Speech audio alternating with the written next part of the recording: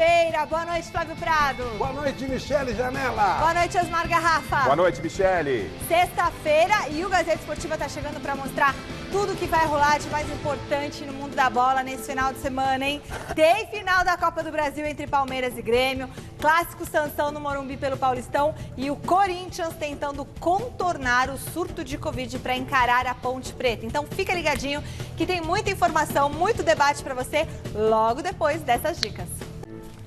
Muito bem, turma, nós estamos de volta aqui com a nossa enquete do dia. Eu quero saber de você aí do outro lado, foi uma enquete por unanimidade, não foi, Chile? Foi unanimidade. Finalmente. Olha Nem só. o Celso discordou, Nem que o ele Celso adora discordou. discordar. Quem será o campeão da Copa do Brasil no próximo domingo?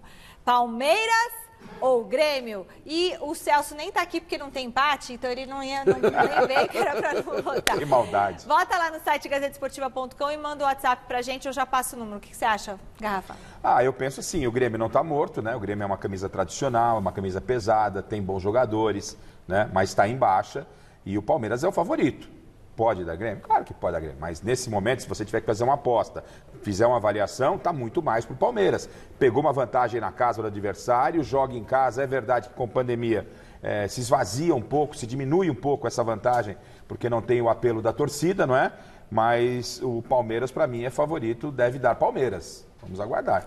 E aí, Flávio? Na Penha a gente tem um ditado, quando a gente era, não tinha nada, não tinha um centavo, né? Que dureza desgraçada. Aí chegava lá na padaria, o cara dava um pão doce, aí você comia o pão doce e lambia as unhas. Então quando você falava assim, lamba as unhas de tão bom que foi. O Grêmio que lamba as unhas de não ter acabado lá.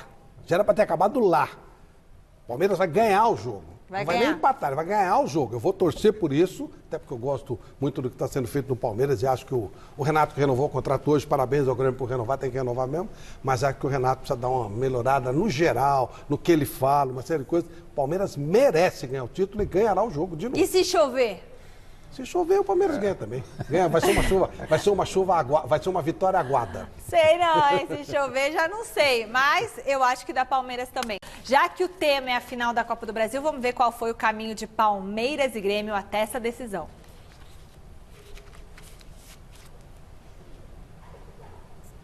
Não vamos? Daqui a pouco. Palmeiras e Grêmio entraram direto nas oitavas de final. O tricolor gaúcho encarou logo de cara um rival do Sul. Com vitórias lá e cá por 1-0, eliminou o Juventude. Enquanto o Verdão despachou o Red Bull, 3-1 em Bragança Paulista, 1-0 em casa. No mata-mata de quartas de final, o Grêmio, super favorito diante do Cuiabá, emplacou 2-1 na ida e 2-0 na volta. Já o Palmeiras fez muito bem o dever de casa contra o bom Ceará, 3-0, e garantiu a vaga ao empatar por 2-2 no Castelão. Na fase semifinal, confronto duríssimo de gigantes entre Grêmio e São Paulo. O time gaúcho arrancou a fórceps uma vitória na Arena por 1-0 e cozinhou o tricolor de São Paulo no Morumbi. O Palmeiras vacilou em casa contra o ajeitado América Mineiro. Empate perigoso, 1-1, mas na toca do Coelho deu porco, 2-0. Então, duas equipes copeiras na decisão da Copa do Brasil desta temporada. No primeiro jogo decisivo em Porto Alegre, os comandados de Abel Ferreira não se encolheram não. 1-0 Palestra, mesmo com 1 a menos após a expulsão do Luan. Domingão agora, a finalíssima no Allianz Parque. Ao Grêmio do Renato Gaúcho resta vencer. Pro Palmeiras, um empatezinho basta. Quem leva? Topa fazer uma aposta? Tem o Celso Cardoso, Garrafa da O Garrafa quer apostar no Grêmio, eu topo. Você é um gato fogueteiro, não tem jeito. O negócio é o seguinte, gente. Ontem eu não tenho nada contra o Abel, aliás, eu só tenho elogios a fazer, porque eu estou gostando do trabalho que o português vem fazendo, porque ele monta um time para competir. Ele não monta um time para dar espetáculo. Como gosta do meu amigo Flávio Prado, eu também gosto de espetáculo, não é? Mas, se possível, você une as duas coisas. O português não, o português quer ganhar. O Palmeiras está jogando um futebol brilhante, de encher os olhos? Não. Mas o Palmeiras está vencendo. O Palmeiras joga quando tem que jogar, joga com o regulamento debaixo do braço. O Palmeiras é um time que joga na velocidade, joga no contra-ataque. E com a vantagem que ele trouxe lá de Porto Alegre, o jogo fica muito a caráter do Palmeiras. Então o Palmeiras tem tudo para conquistar merecidamente mais um título. Agora, tem que ficar esperto porque o Grêmio é o Grêmio, né? É o futebol. O futebol tem um imponderável, por isso que é o esporte mais apaixonante. Mas se tiver que apostar, é óbvio que eu não vou entrar nessa do Flávio Prado, pode até dar Grêmio. Eu vou apostar no Palmeiras. Sabe por que eu discordo de você? Eu não acho que o Palmeiras joga feio, não. Não acho, não. Eu acho que o time do Palmeiras, quer dizer, cada um tem o seu sistema de jogo. É claro que eu prefiro muito mais o sistema do Guardiola do que, por exemplo, do Conte, né? Ou do Mourinho. Até do Klopp. Ele me lembra muito, não dá nem para comparar time, nem técnico, nem nada. Mas o que ele gosta de futebol é estilo Klopp. Ele fecha e sai em velocidade, o jogo rápido, lateral, e ele não prioriza tanto a posse de bola como o Guardiola gosta, que é o que eu amo no futebol, né? Mas ele tem jogado, a atuação contra o River lá em Buenos Aires é irrepreensível. Irrepreensível. Agora, caiu de produção? Caiu. Tem muito a ver porque é um jogo intenso. E tem a ver com a condição física, assim. Eu não acho que ele está com cascata com essa história. Então a gente, não é cascata, não. A condição física é primordial. Ele soube explorar bem a velocidade do Rony. O Rony estava mal aproveitado. Quando ele centraliza o Rony, ele acerta o time. Ele não dá chance para o azar, Flávio, né? Ele tem as suas convicções e, às vezes, ele abre mão de algumas das suas convicções. Para quê? Para fazer o resultado, porque só o resultado é que vai dar condição para ele seguir o trabalho. Mas isso também é relativo, né? O jogo contra o River, ele não abriu mão de nada. Ele teve uma sorte tremenda. O jogo da volta. Então é isso, entende? A maneira que o Palmeiras joga não me desagrada, não. É óbvio que eu prefiro um jogo mais com posse de bola, mas isso é gosto meu. Sim, o que eu não gosto é quando o time joga fechado, dando bicão para frente e arriscando. Que não é o caso. Não é o caso. Mas não é um jogo pensado. Mas não é um futebol brilhante, de encher os olhos. Mas é um futebol de competitividade. Isso me agrada bastante. Eu acho que o time mais competitivo do mundo é o time do Guardiola. Ele é o que mais faz gols e o que menos toma. Mas aí mais competitivo. O material humano que ele tem em mãos, os outros têm também. O Klopp também tem. Gastou mais que ele. Manchester United também. O Diniz também? Não tinha nada, né? Então não dá pra jogar desse jeito. Ele tinha o Luciano e... É isso. Então, e ficou 7 pontos na frente. São Paulo fez mais pontos que nos últimos anos. E adiantou. Nós vamos voltar pra discussão lá. Tivesse fechado a tal da casinha, teria sido campeão, Flávio. Como teria sido campeão? Claro. Ele teria feito 7 pontos à frente dos outros? Não. Já que ele chegou aos 7 pontos, aí você muda. Lógico, você administra. Olha o que ele está sugerindo, Michele. Você que é uma moça bonita e do mundo. Segunda-feira é o dia da mulher. O cara pega...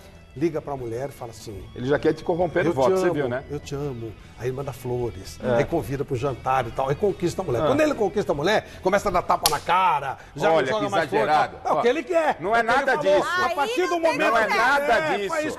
Não é nada disso. Se você conquistou o senhor é um sacana. Você continua. O senhor está querendo persuadir a Michele. O senhor está querendo... Porque a Michele concorda muito com o meu pensamento. O senhor é muito esperto.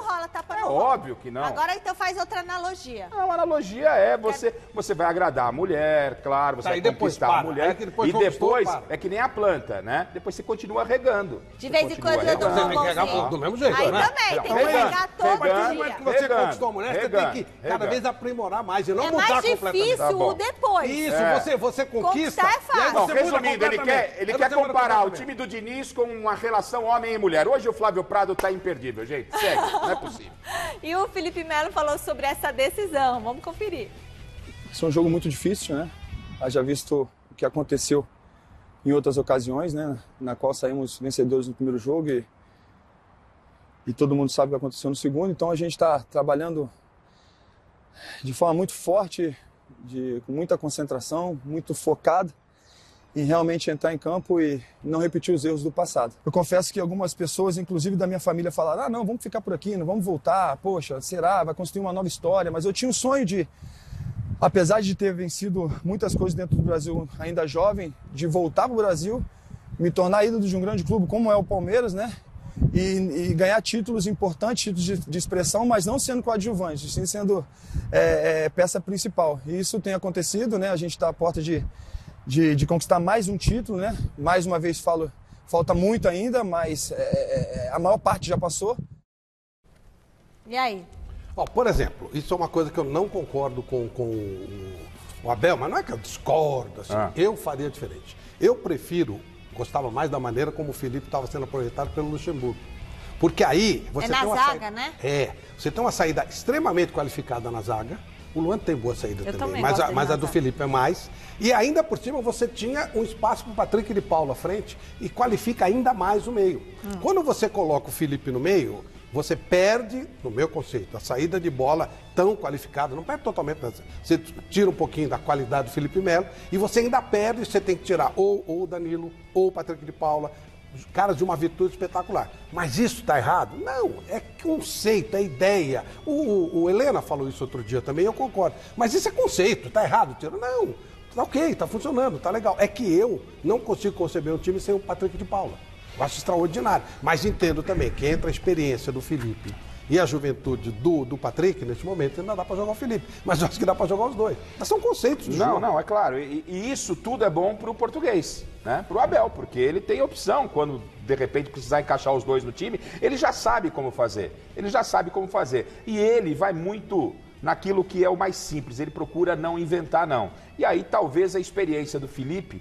Mas a gente fala, pô, o Felipe é experiente, mas ele também é meio matusquela, meio malucão e tal, pode colocar tudo a perder. Não, mas vale muito a experiência do Felipe. E foi expulso também. E principalmente pelo que o Felipe Melo fez em termos de recuperação. Podem falar o que quiser. Hoje, nesse futebol chato, que não vale uma provocação, que não vale nada, eu gosto de algumas atitudes aí do Felipe. Algumas ele dá uma exagerada e tal, mas é legal. Não pode ter um mosaico lá, porque tá provocando. O Felipe Melo, quando ganhou do Corinthians, tirou onda. O cara é esforçado, curtiu nas redes sociais aí quando estava machucado, andando de muleta. Então merece muito estar na decisão e é um grande reforço para o Palmeiras, mesmo talvez até uma saída do Patrick de Paula. Mas sei lá, o Abel pode ajeitar alguma forma aí de utilizar os dois. Muito bem. Final de semana também tem Campeonato Paulista que chega à terceira rodada com o Corinthians entrando em campo domingo de manhã para encarar a Ponte Preta do Flávio Prado. O Jonas Campos está na redação, na nossa central de esportes, e chega aí com o noticiário corintiano. Boa noite, Jonas. Temos novidades no mercado da bola do Corinthians? Pois é, Michele. Boa noite para você, para o Flávio, para o Garrafa, todo mundo que acompanha o nosso Gazeta Esportiva. Diante de um cenário para lá de conturbado, né? Surto de Covid aí nessa preparação para o duelo contra a Ponte Preta do Flávio Prado, domingo, 11 da manhã na Neoquímica Arena. O Corinthians, paralelamente, vai trabalhando sim no mercado da bola para tentar enxugar o elenco, né? E hoje a notícia é que o Jonathan Cafu, jogador que chegou ano passado, até tem um contrato com o Corinthians até 2023, foi emprestado ao Cuiabá, foi anunciado por lá, time do Mato Grosso, que vai disputar a Série A do Campeonato Brasileiro. Aliás, a parceria Corinthians e Cuiabá tem dado muito certo em relação ao mercado da bola, porque o Jonathan Cafu vai se juntar ao Walter, também anunciado nessa semana pela equipe do Mato Grosso. E o Marlon, zagueiro que já se despediu do Corinthians, deve ser o próximo a acertar com o Cuiabá. 3 jogadores do Corinthians provavelmente servindo a equipe do Mato Grosso nessa temporada. O contrato aí do Jonathan Cafu é um contrato de empréstimo até o fim da temporada. O Corinthians também tem o Everaldo recebendo algumas sondagens. Jogador de 26 anos, também tem contrato até 2023, junho de 2023. Mas a ideia do Corinthians é vender o jogador e as sondagens até o momento pelo Everaldo são sondagens de empréstimo, mas ele neste momento não faz parte dos planos. O Coringão tentando enxugar o elenco, trabalhando no mercado. Enquanto isso, até uma notícia de agora, a equipe feminina do Corinthians estreando na Libertadores, fim do primeiro tempo, 4-0 para cima do El Nacional, e a equipe masculina nesse sufoco danado, também um assunto sério relacionado à Covid-19. Daqui a pouquinho eu volto para falar do time que deve ir a campo no domingão contra a Ponte do Flávio Prado. Michele. Legal, Jonas Campos. E aí, o que vocês estão achando? Primeiro que é necessário uma séria explicação do porquê se contratou o Jonathan Cafu por um contrato tão longo e por uma grana tão pesada, sendo que é um jogador que tem limites. Ele provavelmente vai se dar bem no Cuiabá e tal. É o limite dele. Nem na Ponte Preta ele conseguiu jogar, né? É um jogador de limite. Porque como é que você contrata? Eu sei disso, Garrafa sabe, Michele sabe. Todo mundo sabe. Quem contratou não sabia, é bobinho, né? é que usa o dinheiro dos outros, é uma maravilha, fazendo isso, dinheiro do Corinthians, no caso. O Jonas falou das meninas da Libertadores, e o Corinthians ele tem tradição internacional, sim, no futebol feminino. Masculino, o Corinthians já ganhou a Libertadores algumas vezes, 2 vezes. E as meninas, para irem para a Argentina, foi um horror. A Conmebol não deu nenhum tipo de assistência. Elas ficaram o dia inteiro no aeroporto, porque a Argentina não permite a entrada de delegações do Brasil por causa do problema que está acontecendo aqui, que tá essa coisa toda de pandemia pegou muito forte aqui no Brasil. E as meninas não conseguiam receber apoio. A empresa aérea que ia levá-las, acho que era a empresa argentina, se negava a levar. Aí ligaram para a Conmebol, escuta, sabe como é que você fala? Espera outro voo com outra empresa, que era no dia seguinte. Então elas chegaram um dia sem poder se adaptar e estão ganhando, estão jogando com uma babaiada aí, né? Mas elas estão cumprindo bem o papel. Mas é um absurdo. Ou você não faz o evento, ou você faz de maneira decente. Há que se respeitar. O futebol feminino é um esporte profissional e as meninas têm que ser respeitadas. Essas mexidas no elenco do Corinthians, primeiro a saída do Walter, ela era mais do que prevista, acho que estava na hora do Walter, ou até passou já da hora do Walter buscar novos ares, um goleiro que tem potencial. Lamentavelmente ele teve um período que ele ia para o São Paulo, estava tudo acertado, ele acabou se contundindo e a negociação não evoluiu, mas o Walter é um goleiro de potencial para ficar na reserva do Cássio. Donelli, os outros goleiros da base que tem por lá, são jogadores que podem ajudar muito o Corinthians e é uma boa. Agora, que o Corinthians, não é, aproveite, tudo bem, o Duílio era o diretor de futebol, era o homem forte do futebol do Corinthians e hoje ele é o presidente. Mas tudo bem. Então, daqui para frente, o Corinthians comece a fazer alguns acertos, comece a limpar o departamento de futebol, mudar a postura de contratar jogadores que ficam 2, 3 jogos aí à disposição, daqui a pouco são negociados, como disse o Flávio, é um dinheiro que sai do clube e a gente não sabe como é que é essa transação, então está na hora do Corinthians. Continua a despesa. E continua a despesa. O Corinthians está pagando. Continua a despesa. Você acha que esses jogadores do Cuiabá vão pagar integralmente salário? Claro que não. Então, que o Corinthians comece a acertar a casa por aí. O acerto do Corinthians passa, Michele, muito fora de campo para que dentro de campo venha resultado. Muito bom, sábado tem clássico, né, Sansão no Morumbi, e o José Paes está no Cícero Pompeu de Toledo com as informações do Tricolor. Mercado da bola movimentado por aí também, não é, José Paes? Boa noite.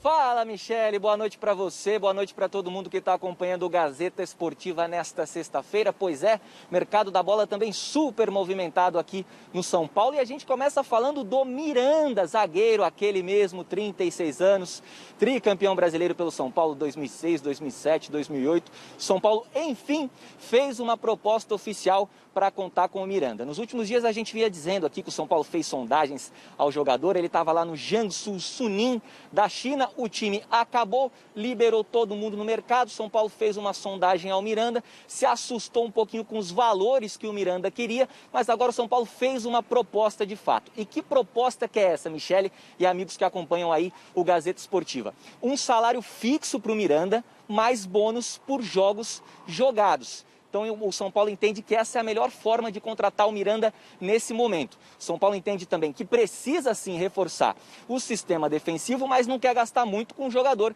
que já tem 36 anos. Lembrando que o São Paulo já gasta muito com o Daniel Alves e com o Hernanes, jogadores mais veteranos aí do elenco do São Paulo. Então o São Paulo fez a proposta, agora é esperar o Miranda, que também tinha uma sondagem, uma oferta lá do Coritiba, clube no qual ele começou a sua carreira. O Coritiba, inclusive, soltou uma nota oficial hoje aí dizendo que não chegou a um acordo com o Miranda, que o Miranda quer um projeto com um calendário esportivo maior, mais longo e que abranja a Copa Libertadores da América. Então, caminho aberto aí para o São Paulo fechar a contratação do Miranda, que, repito, foi tricampeão brasileiro aqui no Tricolor Paulista. Informação relacionada agora, viu, Michele, ao Rafael Santos Borré, atacante colombiano lá do River Plate, de 25 anos, que tem uma negociação muito avançada com o Palmeiras. Mas o PVC, o Paulo Vinícius Coelho, comentarista lá do Grupo Globo, trouxe hoje a informação de que o São Paulo está tentando atravessar esse negócio. E qual seria o trunfo do São Paulo para tentar contratar o Borré? O Hernan Crespo, técnico argentino do São Paulo. O Crespo tem uma história linda com o River Plate, foi campeão da Copa Libertadores da América em 96 pelo River. Então São Paulo aposta que se o Crespo trocar uma ideia ali bacana com o Borré vai vir para cá vai jogar no Morumbi nesta temporada de 2021, perdão. A aguardar, vamos esperar para ver se isso vai rolar mesmo. Para encerrar essa minha primeira participação aqui no Gazeta, viu, Michele? Temos uma tela aí com um raio-x de São Paulo e Santos em campeonatos paulistas, eles que vão se enfrentar aqui no Morumbi amanhã às 7 horas da noite. Raio-x na tela para vocês aí. Essas duas equipes já se enfrentaram 178 vezes na história do Campeonato Paulista, com 77 vitórias para o São Paulo, 53 para o Santos, 48 empates. O São Paulo marcou 318 gols e o Santos 252. Daqui a pouquinho eu volto aqui dos arredores do Cícero Pompeu de Toledo para trazer o provável São Paulo que entra em campo amanhã para essa terceira rodada do Campeonato Paulista diante do Santos, clássico Sansão aqui no Morumbi. Daqui a pouquinho eu volto, Michele. Valeu, José Paz. Que bom que não tá chovendo. Ô, Chile, dá pra gente colocar essa tela que o José Paz preparou pra gente aqui no nosso telão? Pra gente olhar de novo os números desse Sansão e dar uma avaliada aqui, ouvir. Olha lá. Então vamos ver aí. Vitórias do São Paulo, 77, Flávio. Vitórias do Santos, 53. Empates, 48. Nossa, então o São Paulo tem uma vantagem de tanto, hein? Gols do São Paulo, 318 e do Santos, 252. Mas repare num detalhe. O São Paulo tem muito mais vitórias, certo? Muito. Mas vê nos gols. A diferença não é tão grande. Mas no como tempo não? do Pelé, o São Paulo tinha o time, ele estava construindo no Morumbi. Então o time do São Paulo era fraco. Porque o Santos batia de monte. Eu lembro que na época de jogos, mas o Santos batia no São Paulo, assim, era 6. Mas batia em todo mundo, no Corinthians sim, também. mas o São Paulo era uma delícia, ele batia muito, sabe assim, e pá, e era 6. Por isso que dá essa diferença de gols menor, porque proporcionalmente quase 20 vitórias a mais, o São Paulo deveria ter muito mais gols, e não tem. A época do Pelé foi uma judiação, até que um dia o São Paulo fez o Santos fugir de campo, numa palhaçada do Armando Marques e tal. Mas enfim, isso é outra coisa. Mas o que o São Paulo apanhava do Santos de goleada era uma grande, era goleada, não tinha dó mesmo não. E há uma tendência, Flávio, para que esse número aumente a favor do São Paulo amanhã, no meu entendimento. O São Paulo é um time que está mais ajustado, é verdade que o Crespo chegou agora, está implantando uma nova situação tática de jogo dentro do elenco, isso também dificulta, mas o Holan tem sérios problemas, né, no elenco, ele está com maiores problemas que o Crespo. Sobre Miranda e Borré, bom, são nomes que chegam para mim, ótimo, cairia, né, como nomes eu gostaria muito, eu particularmente. Agora, a gente tem que pensar que jogador, por exemplo, como o Miranda, eu disse semana passada, esses caras aí vêm pedindo contrato longo. Então tem que pensar. Miranda tem 36 anos. Os caras contratam o Miranda de 10 anos atrás. Isso. Pagando o Miranda de 10 anos atrás, ele tem 10 anos a mais. Aí você tem que pensar. Mas eu acho que essa nova diretoria do São Paulo reclamou tanto da outra gestão, não vai jogar dinheiro fora. Eu acho que não, senão vai ser mais do mesmo. Está propondo um contrato aí por produtividade aí acho que pode ser legal. E o Borré pode ter esse apelo aí do Crespo, mas será que jogador vem por apelo só porque tem um argentino lá que tem história no River? Não sei não. Bom, e hoje temos um convidado muito especial aqui no Gazeta Esportiva. Cadê ele? Olha o Reinaldo. Muito obrigada, Reinaldo, por nos atender. Seja bem-vindo aqui ao nosso programa, o King Naldo. Reinaldo, sua última temporada foi a melhor com a camisa do São Paulo. 12 assistências, 8 gols. Dá para melhorar ainda mais esses números? E emendo mais uma. O que vocês esperam para esse clássico de amanhã? Boa noite. Boa noite, prazer estar falando com vocês, sempre bom. É uma temporada boa, né? Uma temporada maravilhosa que eu fiz aqui. Felizmente não conseguimos nossos objetivos como equipe, mas para mim, particularmente, foi uma temporada muito boa de assistência de gol. E do clássico, a expectativa é muito boa. O professor Crespo vem passando muito bem todas as coisas que ele quer implantar na equipe, então tá sendo muito proveitoso esse dia a dia. A gente está fazendo nos treinos e mostrando também nos jogos. Foi 2 jogos, então tenho certeza que agradou bastante o nosso empenho, a nossa dedicação ali pro professor Crespo e esperamos melhorar ainda mais, melhorar nosso jogo, nossa intensidade, aquilo que ele pede no dia a dia, botar em prática aí nesse clássico. Garrafa. Muito legal ter o Reinaldo aqui no programa. Eu não tenho nenhuma dúvida que o Reinaldo foi um dos melhores jogadores do São Paulo na última temporada. Não é verdade que o São Paulo não conquistou o tão sonhado título, saiu dessa fila, mas o Reinaldo teve um ano, sim, para guardar na memória, viu, Reinaldo? Agora, a questão é, e sem fazer comparação, não estou querendo fazer a comparação, quem é melhor ou pior. Eu quero saber o seguinte, o que mudou, né, basicamente, nesse início de trabalho do Crespo, taticamente, daquilo que o Diniz queria. O Diniz queria um futebol muito de posse de bola, saída, valorizando a posse de bola na defesa. A gente já vê o Crespo valorizando os 3 zagueiros, uma linha com 3 zagueiros. O que você pode passar para a gente de diferente desse trabalho tático do Crespo daquilo que queria o Diniz? Como você falou aí, o Crespo vem com a ideia de jogo de 3 zagueiros, de sair construindo ali com os 3 zagueiros e mais um volante para ter mais gente lá na frente, com mais espaço e com jogadores que tem na frente com qualidade, chegando ali, tanto eu como o Igor, pelas beiradas, fazer excelentes cruzamentos. Ele cobra sempre, quando perder a bola, todo mundo correr em 4, 5 segundos para tentar roubar a bola. Não roubou a bola, volta todo mundo para recompor ali. E é um jogo que ele pede sempre, um jogo muito de construção ali atrás, mas com um dando espaço para o outro, para a bola chegar com qualidade, chegar com espaço e achar bem os nossos atacantes lá na frente. Então, contra o Internacional de Limeira foi o que fizemos e conseguimos fazer os nossos gols e conquistar essa vitória. Então, é um trabalho que ele vem impondo aí no dia a dia, todos os dias, vem mostrando a ideia que ele quer. Então, nós jogadores estamos se adaptando o mais rápido possível nas ideias dele para, se Deus quiser, o São Paulo conquistar os seus objetivos durante essa temporada e ajudar ele nos ajudar também, e quem sai ganhando é só o São Paulo mesmo, que vai ter uma equipe muito competitiva. Flávio Prado. Bom, para mim o Reinaldo não é um dos melhores jogadores de São Paulo. É fácil, o melhor jogador de São Paulo. É o melhor jogador de São Paulo. Pode não ter mais nome que os outros, mas é o melhor jogador que o São Paulo tem. Mas de longe, o torcedor viu? pode contar com ele, de longe. De São Paulo longe, conta viu, Reinaldo? Conta com ele. De vez em quando grita com os caras lá, toma um cartãozinho, então isso faz parte do negócio. Mas isso é vibrar também, isso também faz parte de você vibrar. Reinaldo, eu tive uma informação que vocês conseguiram montar, criar um clima de união no período do Diniz, que era uma coisa impressionante, que todos os setores do clube trabalhavam juntos, que era uma coisa impressionante como vocês estavam unidos, desde a tia do café, até o jardineiro, até a direção. Eu queria que você falasse um pouquinho disso, se realmente isso bate, e como é que era isso para você? Com certeza. O Diniz conseguiu fazer um excelente trabalho aqui, né?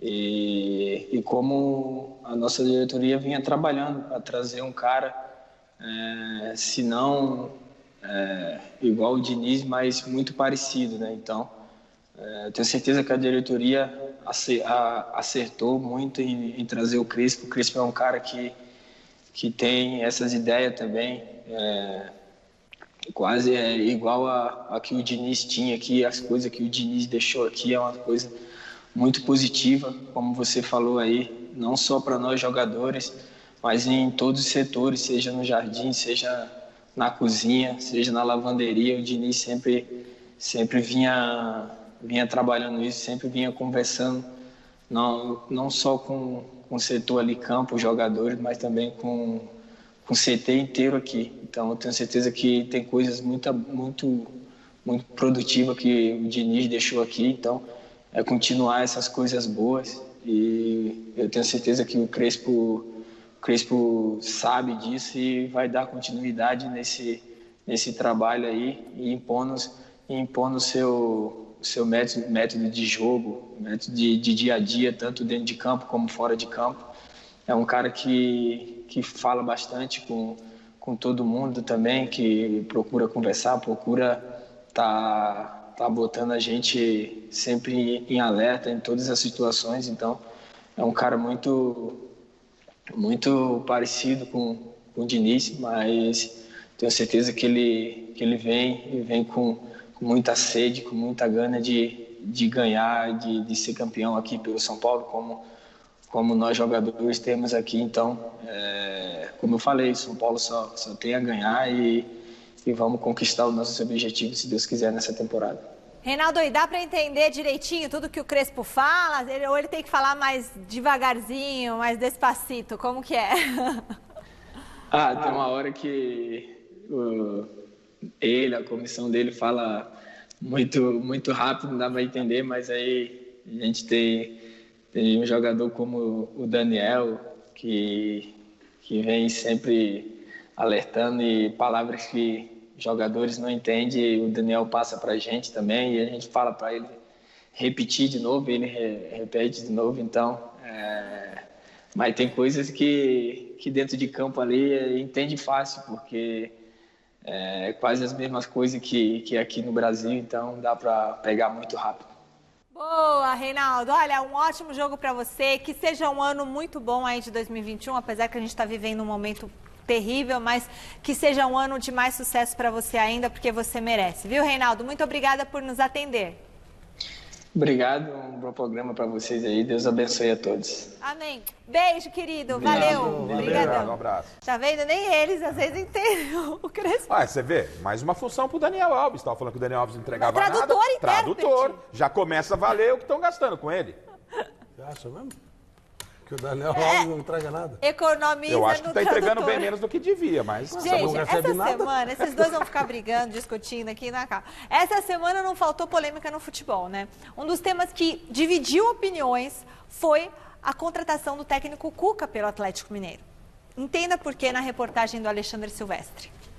No Santos 2020/21, em crise política, financeira e administrativa, Cuca foi tudo. Técnico, conselheiro, psicólogo, diretor, presidente, gandula. Só faltou entrar em campo para jogar. E foi ainda vice-campeão da Libertadores.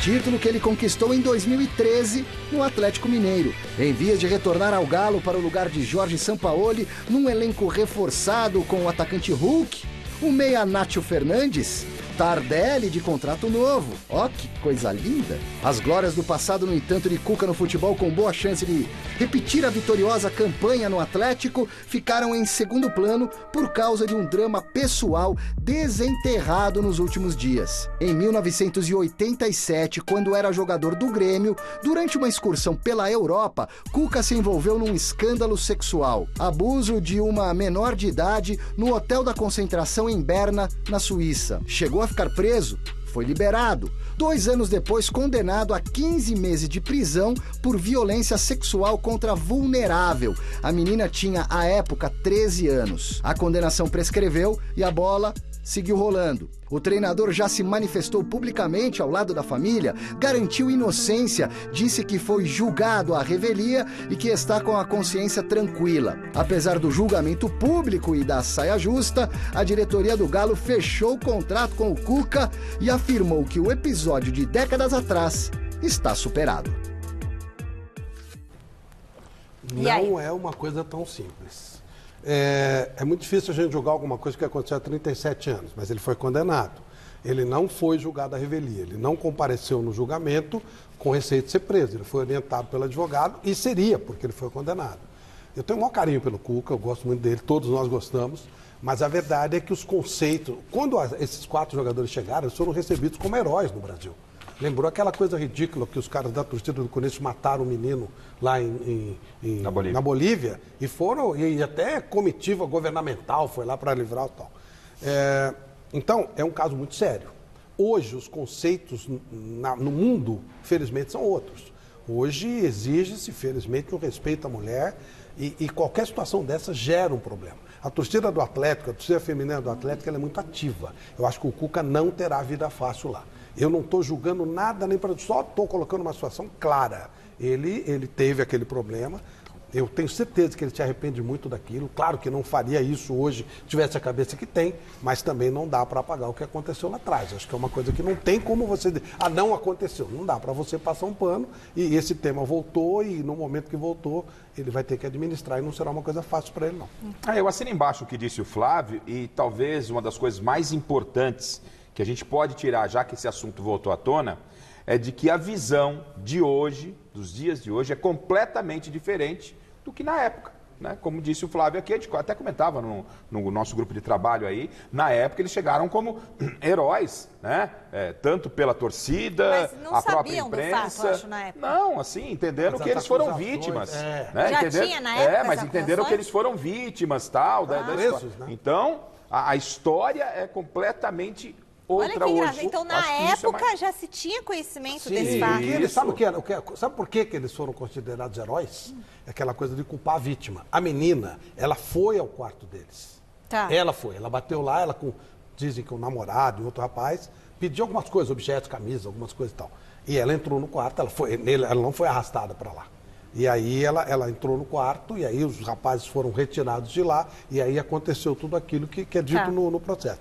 Isso na leitura da época, de novo, 37 anos, uma coisa ridícula. Por isso que eu falo que o mundo só evoluiu. Ela foi lá procurar confusão. Sabe aquela coisa de culpar a vítima? É uma coisa muito complicada. Mas na leitura de 37 anos atrás era diferente. Graças a Deus o mundo mudou, as coisas evoluíram, as coisas melhoraram. E estamos conversando sobre isso. E eu não sei porque ainda não tiraram a estátua do Borba Gato, aquela coisa horrorosa de lá de Santo Amaro, que além de ser feia para danar, a história do Borba Gato não tem nada de heroísmo. Na época teve, hoje não. Uma coisa que a Regina Volpato fala, e eu concordo muito com ela, é que mulher é mulher sempre.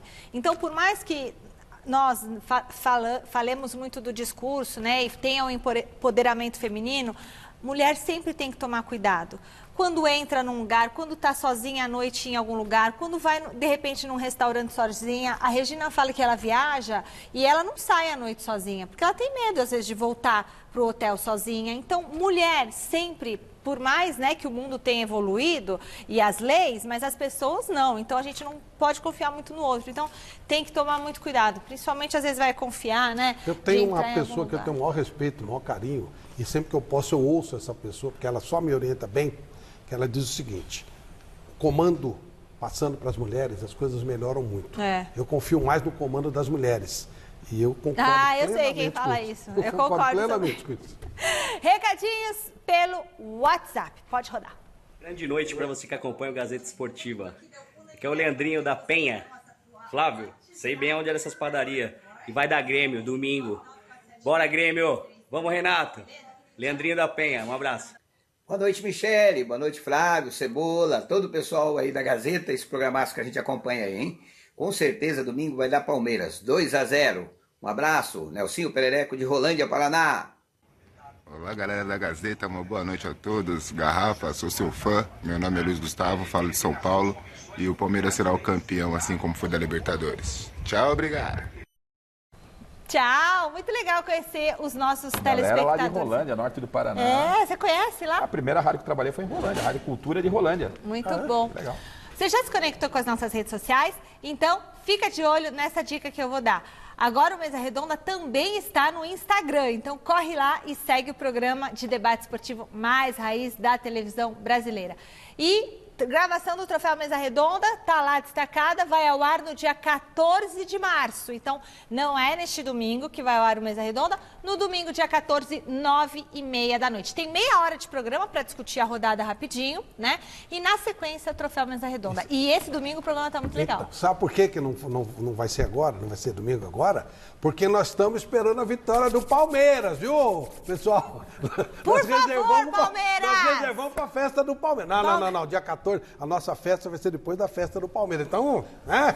É verdade, mas é verdade. A gente não fez programa no dia 7 porque a gente acredita que o Palmeiras vai ganhar. Então, assim, por favor, faça uma parte de vocês. Nós vamos fazer a nossa em cima, não. Faz primeiro o Palmeiras, depois nós fazemos. E serão o Amaral, duas festas. O Amaral tá com a gente domingo, Osmar Garrafa, Flávio Prado, Miller e Celso Cardoso. E Joe. Muito bem. Agora é a vez do Clássico Sansão. Amanhã, às 7 da noite, São Paulo e Santos duelam no Morumbi, na estreia do técnico Ariel Roland. O repórter Lucas Mussetti tem mais informações do Peixe.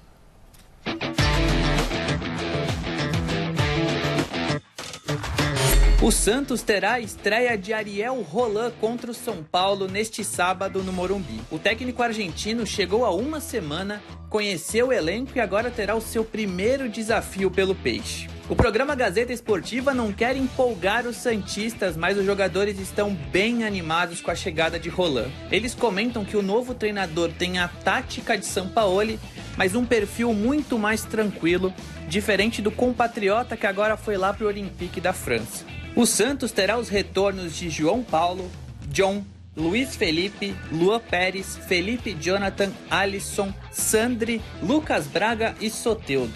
Todos eles ganharam folga depois do Campeonato Brasileiro. Marinho e Pará seguem fora por conta da Covid-19.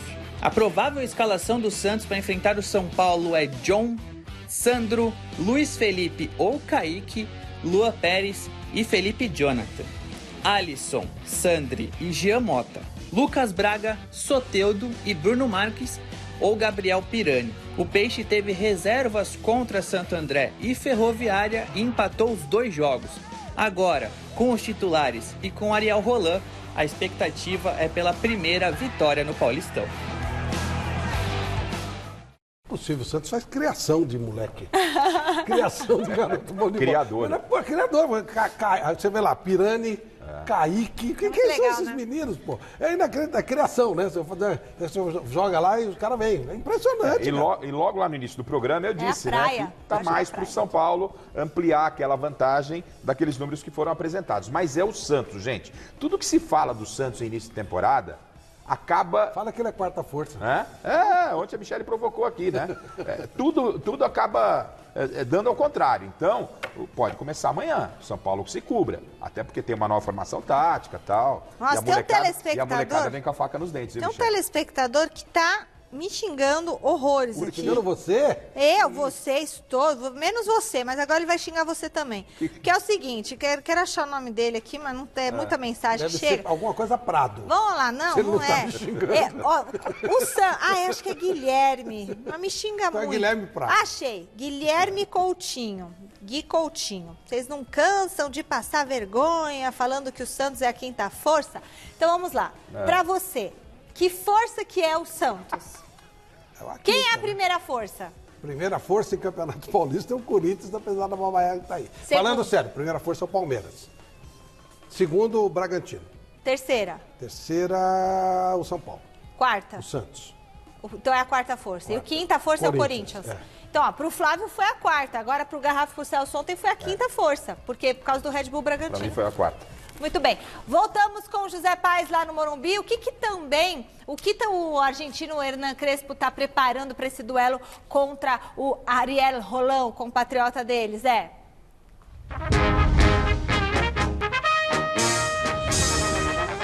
Vamos lá então, Michele, vamos colocar aí na tela o provável São Paulo que entra em campo amanhã aqui no Morumbi às 7 horas da noite para esse Sansão clássico diante do Santos. Na tela, diretor, então, Thiago Volpi no gol, Arboleda, Bruno Alves e Léo, Igor Vinícius, Luan, Daniel Alves, Gabriel Sara e Reinaldo, que acabou de bater um papo aí com a gente, Luciano e Pablo, este é o provável São Paulo que entra em campo.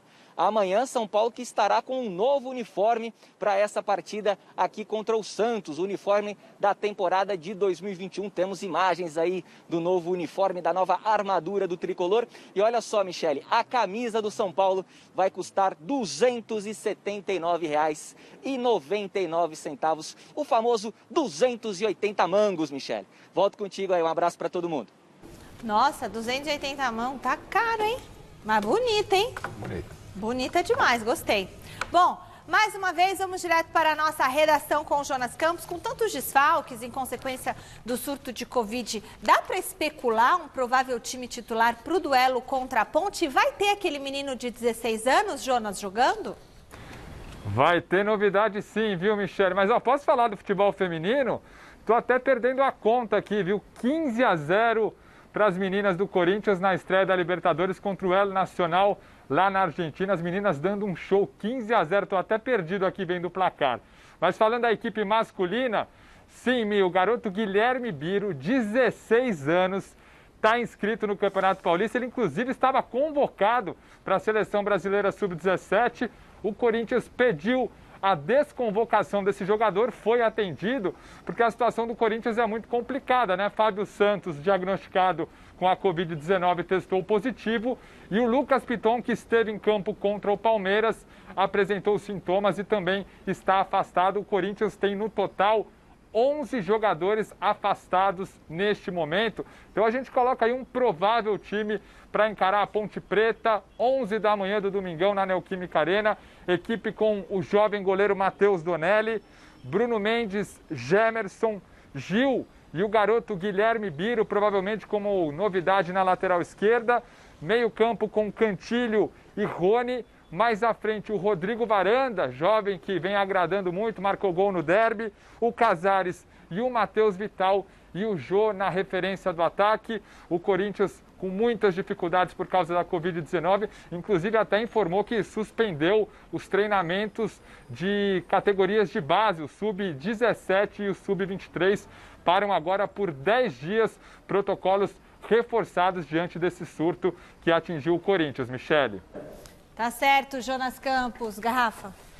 O Corinthians ele tem que continuar olhando para a base. É claro que é sub-17 aí o Biro que está chegando agora, mas... Não mal, não. É? Eu acho que é por aí o caminho. É por aí o caminho. O Corinthians não tem grana, entendeu? É muito melhor você observar um garoto que pertence ao clube do que trazer um Jonathan Cafu e pagar uma fortuna para ele e mandar o cara embora. O Santos é um exemplo. O Santos não tem grana, não contrata.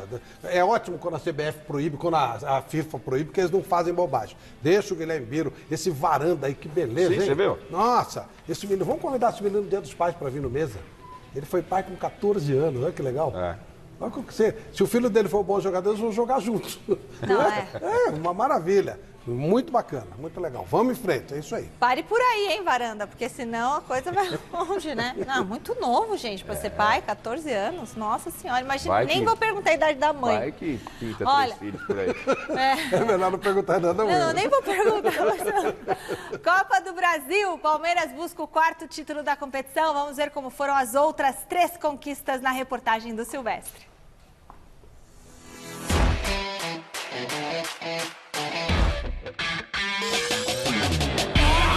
As 3 vezes que o Palmeiras bateu campeão da Copa do Brasil foram situações daquelas de tirar o fôlego da galera, do torcedor, de passar mal mesmo, sabe? Na final de 1998, o Verdão havia perdido na ida para o Cruzeiro por 1-0. Na volta em São Paulo precisava de 2 gols e foi logo abrindo o placar aos 12 minutos, de Oséias para Paulo Nunes e do Paulo Nunes para a rede. O gol do título ficou para o último minutinho do jogo. Zinho cobrou falta e no rebote Oséias, sem ângulo, aos 44 do segundo tempo meteu para dentro. Explosão de alegria e primeira Copa do Brasil alviverde no papo. Campeão da Copa do Brasil 98. Em 2012, antes de cair para a Série B, o Palestra teve um momento de delírio ao vencer novamente uma competição nacional. Abriu a decisão da Copa do Brasil diante do Coxa em Barueri. O mago Valdívia fez de pênalti. E na mortal bola parada de Marcos Assunção, Thiago Heleno ampliou. No Couto Pereira, fervendo, inferno verde do Coritiba para cima do Palmeiras. Ayrton colocou os donos da casa em vantagem. Mas algo improvável ocorreu em seguida. O reserva, Betinho, empatou. O time segurou o resultado na raça e levantou o bicampeonato.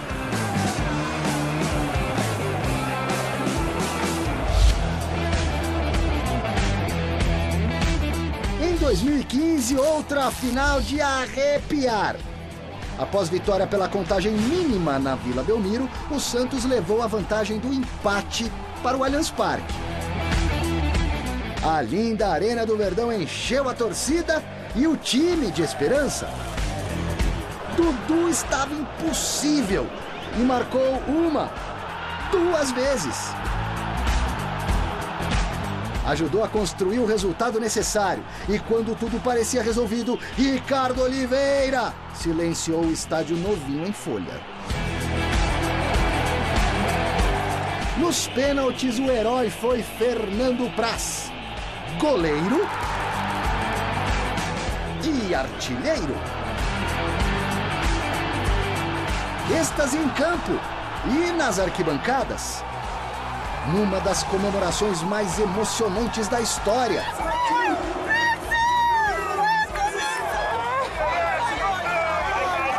Palmeiras tricampeão da Copa do Brasil.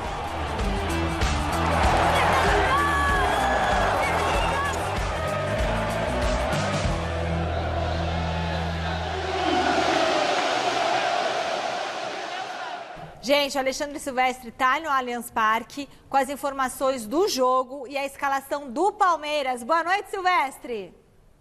Fala, galera. Beijo, Michele. Estou aqui na Praça Marri Júnior, em frente ao Allianz Parque, para falar do treinamento do Verdão e dessa provável escalação. Atenção, hein, torcedor do Palmeiras. Todo mundo testado para a Covid-19. Nenhum caso. Até o Patrick de Paula está liberado. Trabalhou normalmente. Está à disposição do professor Abel Ferreira. Lembrando que o Renato Gaúcho renovou o contrato, enquanto o português pode conquistar o segundo título dele em muito pouco tempo aqui no Brasil, né? Impressionante. Provável Palmeiras, hein? Com o Everton no gol, com o Marcos Rocha na lateral direita. O Luan está suspenso, então deve jogar Gustavo Gomes ao lado do Imperiur com o Vinha. No meio de campo, Felipe Melo, Zé Rafael, Rafael Veiga. Na frente, os dois pontas, Rony e o Wesley. No ataque, Luiz Adriano. Eu não descartaria uma formação mais conservadora do Abel, com a entrada do Gabriel Menino como quarto homem de meio de campo.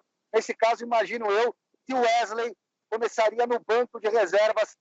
Vamos aguardar, minha querida Michele Janela, porque a bola rola domingo às 18 horas e a Gazeta vai acompanhar tudo de pertinho e trazer os detalhes ao vivo para você. Do lado de fora, do lado de dentro do Allianz Parque, dentro do Mesa Redonda. Um abraço, pessoal. E nada de aglomeração por aqui, pelo amor de Deus, hein? Tchau. Tchau. E hoje foi no Skype do celular do Silvestre. Enquete, vamos ver o que deu. A maioria respondeu que, com tantos % de votos, qual é a enquete? 68% dos votos vai dar Palmeiras. Sextou, pessoal. Boa noite. A gente volta no domingo com Mesa Redonda. Tchau. Tchau, valeu. Até domingo. Tchau, galera.